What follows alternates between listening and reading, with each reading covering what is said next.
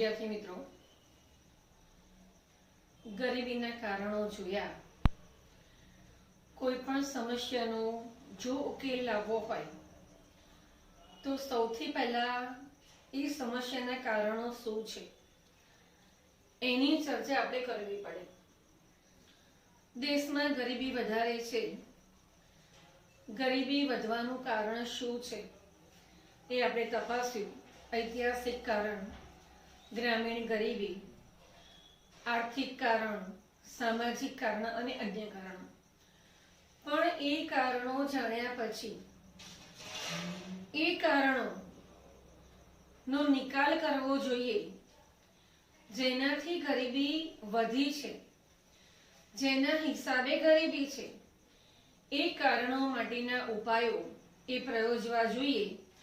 તો જ આપણો કારણો શોધવાનો અભ્યાસ એ ફળિતાર્થ થાય. વિદ્યાર્થી મિત્રો, આજના વિડીયોમાં આપણે ગરીબી ઘટાડવાના ઉપાયો એના વિશે ચર્ચા કરીએ છીએ. ફરીથી યાદ દેવડાવી દઉં, માત્ર 2021 બોર્ડ એક્ઝામ માટે કોરોનાની મહામારીના હિસાબે આ ચેપ્ટરમાંથી એ જે અભ્યાસક્રમ દૂર કરવામાં આવ્યો છે એમાં ગરીબી ઘટાડવાના કેટલાક ઉપાયોનો પણ સમાવેશ થાય છે. ગરીબી ઘટાડવાના કુલ 10 ઉપાયો છે. એમાંથી આપણા સિલેબસમાં 6 જ ઉપાયો આપણે ભણવાના છે. 7, 8, 9 અને 10 એ આ વર્ષ પૂરતા આપણે ભણવાના નથી.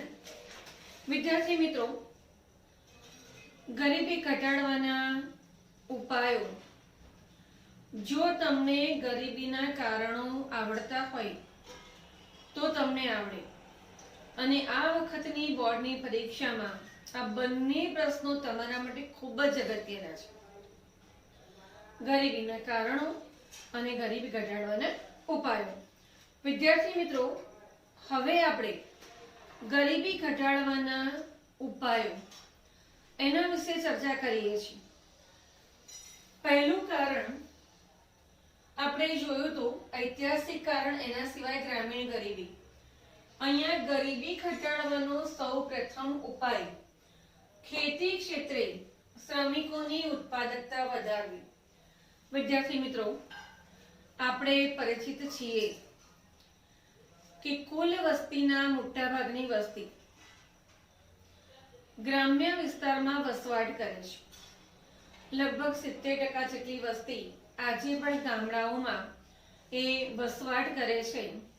અને તેમાંથી મોટા ભાગની પ્રજાની રોજગારીનો આધાર એ માત્ર અને માત્ર કૃષિ છે. કારણ કે બીજા વ્યવસાયો, વેપારો એ ગામડામાં વિકસ્યા નથી.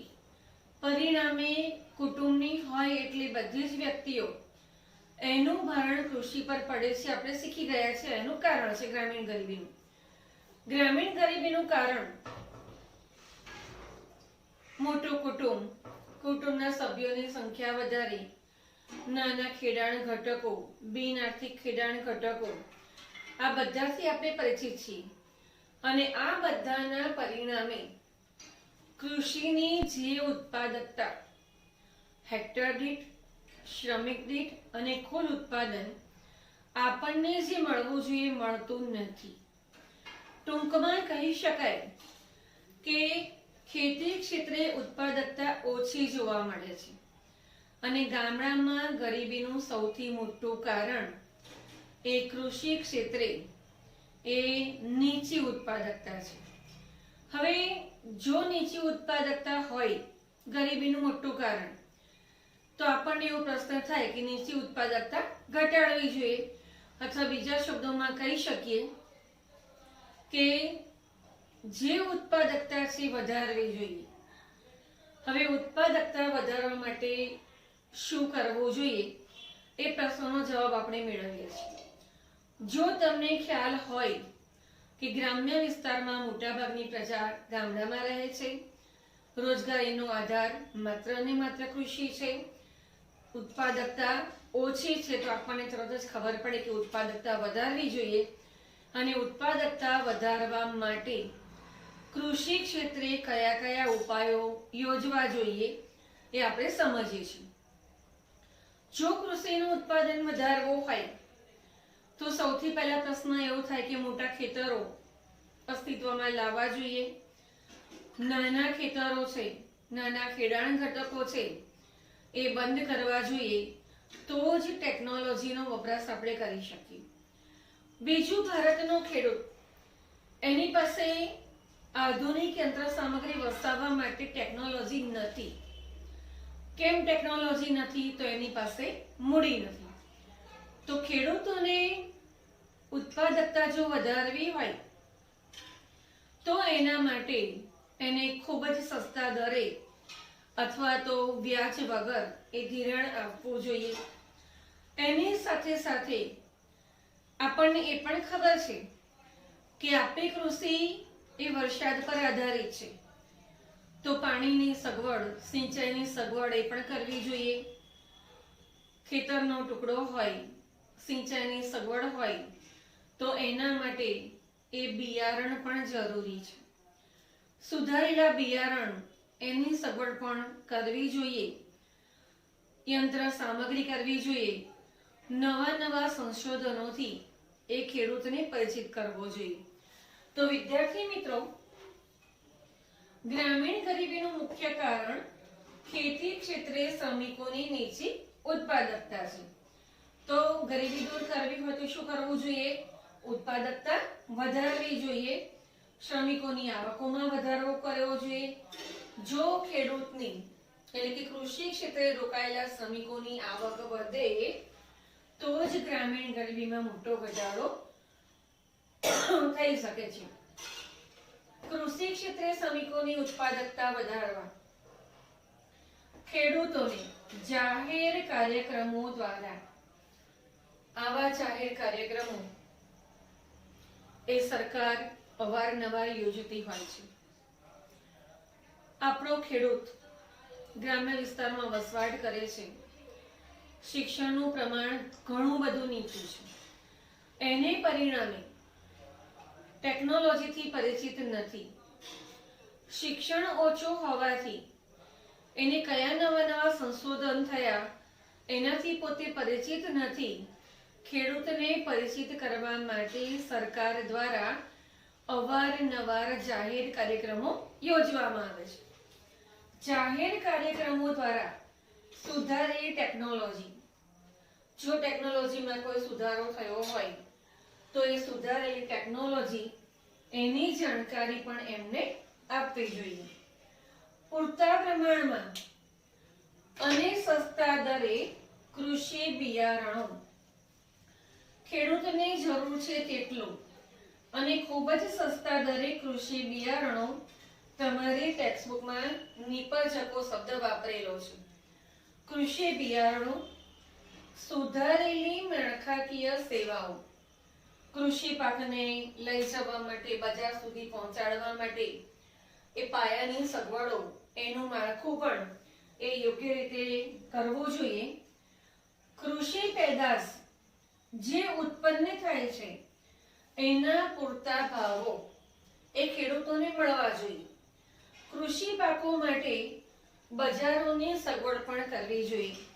વિદ્યાર્થી મિત્રો, તમે પરિચિત હશો જ કે ખેડૂતોને પૂરતા ભાવ ન મળતા હોવાને હિસાબે કેટલીક વખત શાકભાજી, ફળો આવું જાહેર રસ્તા પર એ લોકો ઠાલવી દે છે. જે પડતર જેટલો ભાવ પણ ન મળતો હોય, બજારમાંથી પૂરતો ભાવ ન મળતો હોય, તો ખેડૂતો પોતાનો જે પાક છે એ આ રીતે જાહેર રસ્તા પર ફેંકી દેતા હોય છે. ન્યૂઝપેપરમાં આપણે વાંચ્યું છે કે ટમેટા, ડુંગળી આ બધી જ વસ્તુઓ એ ખેડૂતો જાહેર રસ્તા પર ફેંકી આવે છે. કારણ કે જેટલો ખર્ચ વાહન વ્યવહારનો કરીને વેચવા જાય છે એટલી રકમ પણ તેને એમાંથી મળતી નથી. તો કૃષિ પેદાશમાં ઉત્પન્ન જે પણ વસ્તુઓ થાય છે એના પૂરતા ભાવ મળવા જોઈએ અને એના માટેના બજારો પણ મળવા જોઈએ. કૃષિ સંસાધનો ની માહિતી પહોંચાડવી જોઈએ. કૃષિ પેદાશ માટે જે જરૂરી સંસાધનો છે એવા સંસાધનોની માહિતી પણ એ ખેડૂતને આપવી જરૂરી છે. જો ખેડૂત આ બધાથી પરિચિત થાય તો સ્વાભાવિક છે કે કૃષિ ક્ષેત્રે જે ઉત્પાદન થાય છે એ ઉત્પાદન વધશે અને એના પરિણામે ખેડૂતોની આવક વધશે અને આવક વધતા ગ્રામીણ ગરીબી ઘટવા પામે છે. સીમાંત અને મધ્યમ પાયાની ખેતીના વિકાસથી ખેતી ક્ષેત્રે શ્રમિક દીઠ ઉત્પાદકતા વધશે. જે નાના નાના ખેતરો છે જેની પાસે બહુ જૂજ જમીન છે, જો એવી જમીનોમાં કૃષિનો વિકાસ કરવામાં આવે તો આવક અને રોજગારી બંને વધે છે અને પરિણામે ગ્રામીણ વિસ્તારની ગરીબી એ ઘટવા પામે છે.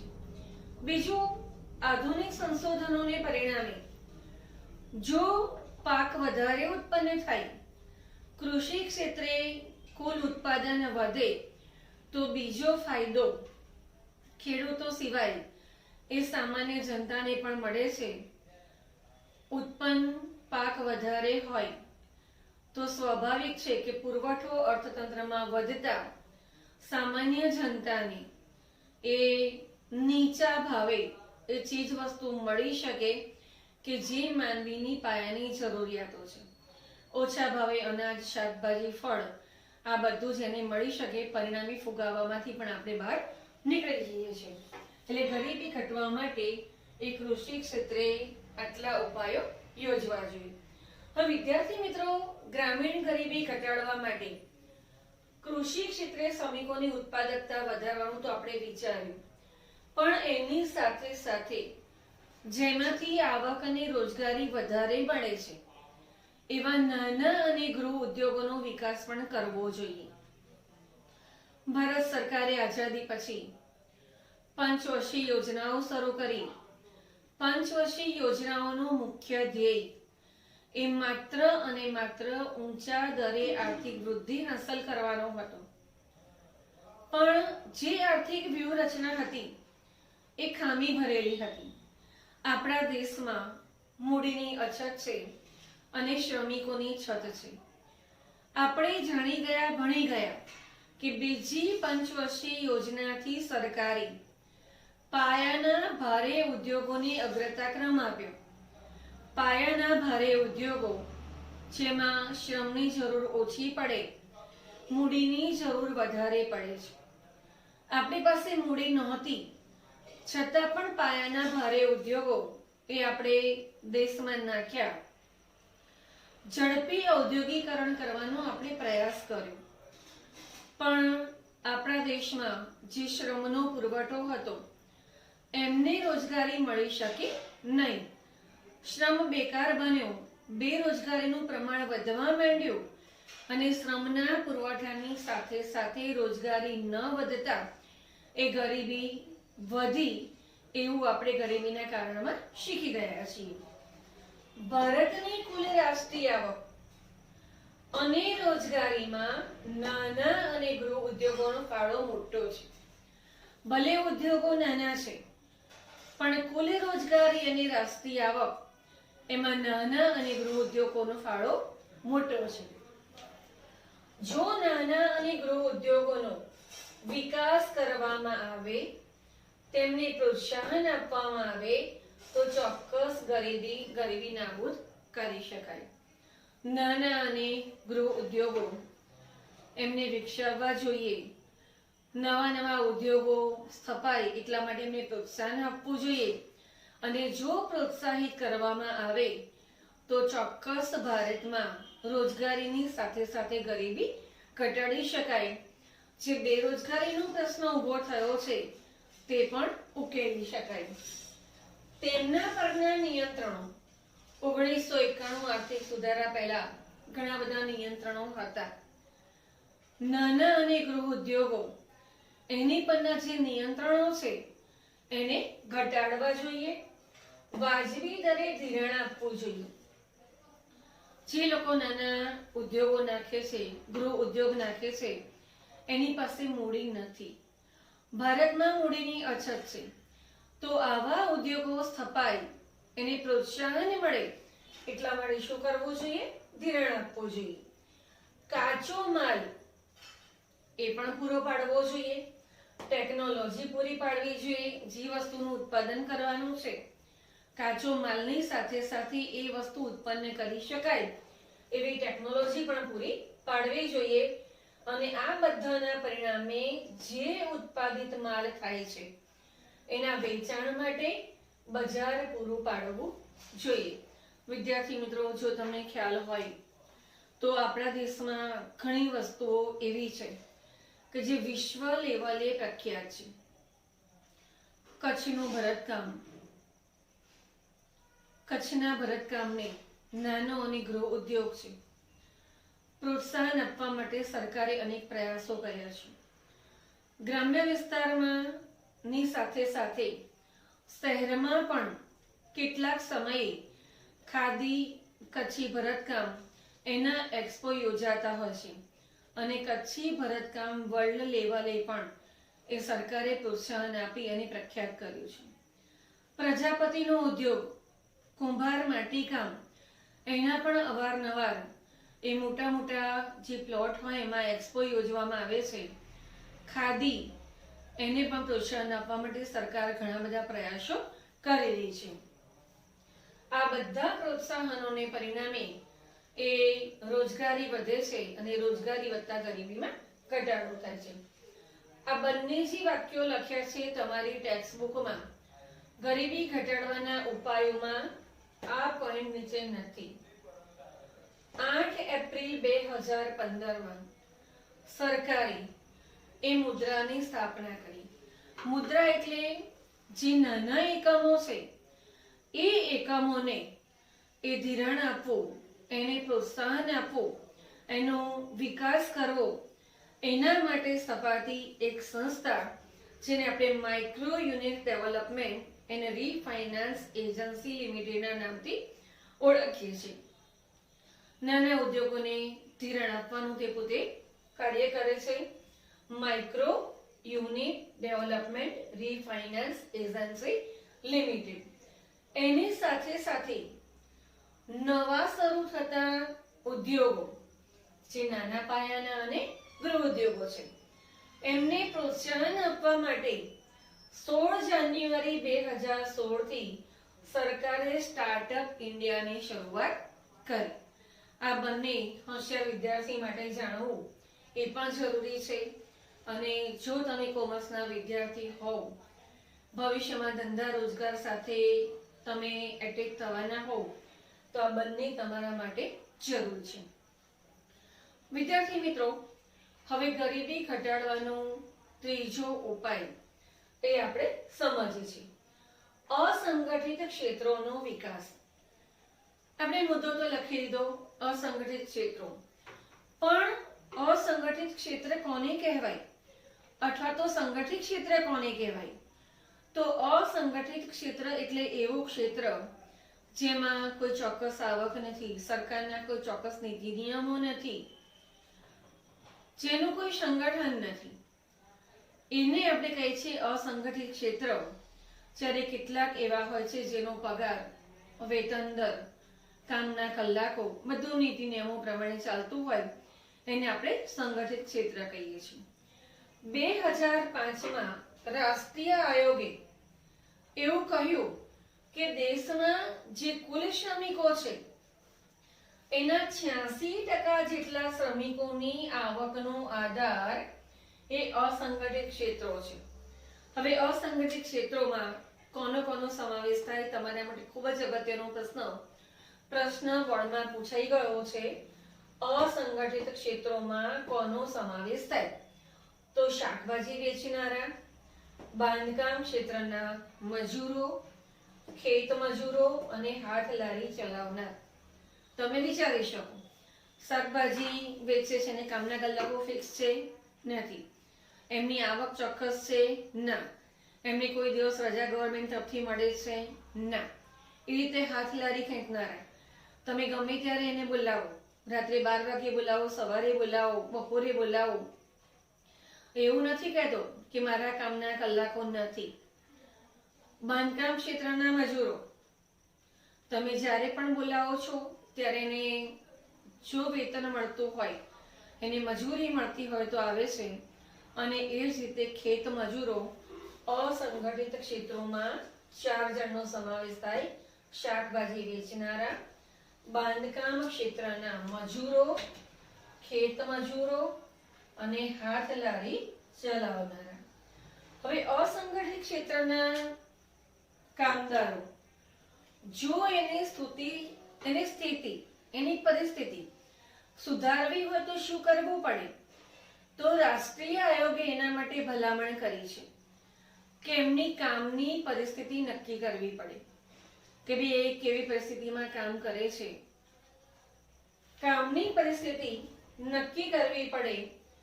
તેમને જીવન વીમો, સ્વાસ્થ્ય એટલે કે આરોગ્ય તેમજ વૃદ્ધાવસ્થા પેન્શન જેવી સુવિધાઓ આપવા ભલામણ કરી છે. સરકારી કર્મચારી હોય, વેતન મળે, લિમિટેડ કંપનીમાં કામ કરતો હોય, વેતન મળે, રજા મળે, પેન્શન મળે. પણ શાકભાજી વેચનારા, હાથ લારી ચલાવનારા, એ લોકોને નથી તો પૂરો પગાર મળતો. પગાર હોતો જ નથી. જે પણ કામ કરે એમાંથી જે પણ વળતર મેળવે એ લોકો મેળવે છે. નથી કોઈ પેન્શન હોતું, નથી કોઈ રજા હોતી. એટલે રાષ્ટ્રીય આયોગે એવી ભલામણ કરી કે એમની કામની પરિસ્થિતિ નક્કી કરવી, એમને જીવન વીમાનો લાભ આપવો, આકસ્મિક કશું થાય તો એનું કુટુંબ નિરાધાર ન બને એ માટેના પ્રયાસો કરવા, એમનું આરોગ્ય જળવાય એટલા માટેના પ્રયાસો કરવા અને વૃદ્ધાવસ્થામાં એમનું જીવન ટકાવી શકે એટલું પેન્શન આપવું, એવી ભલામણ રાષ્ટ્રીય આયોગ દ્વારા કરવામાં આવી. એની સાથે સાથે શાકભાજી વેચનારા તો બરોબર છે, પણ ખેત મજૂરો હોય તો શું? તો નાના અને સીમાંત ખેડૂતોને ખેતી માટે ખેડ, ખાતર અને પાણી, આ 3 વસ્તુ અગત્યની છે. પાણીની વ્યવસ્થા કરવી જોઈએ, એમને ધિરાણની સગવડ આપવી જોઈએ, એમને પાણી માટે, બિયારણ માટે, આ બધા માટે ધિરાણની સગવડ આપવા પણ રાષ્ટ્રીય આયોગે ભલામણ કરી છે. અને પહેલા જ મેં તમને કીધું કે રાષ્ટ્રીય આયોગે એવું કીધું કે 86% જેટલા લોકો એ અસંગઠિત ક્ષેત્રમાં કાર્ય કરે છે. વિદ્યાર્થી મિત્રો, ગરીબી ઘટાડવાના 6 ઉપાયો એ આપણે સમજવાના છે. 3 ઉપાયો એ અત્યારે આપણે સમજ્યા છીએ. 3 ઉપાયોની નોટ્સ એ ઝડપથી એ તમે તમારી નોટબુકમાં લખી નાખો. અને પછીના વિડીયોમાં એટલે કે પાઠ 11 એમાં બાકીના 3 ઉપાયો એ આપણે સમજાવીએ છીએ.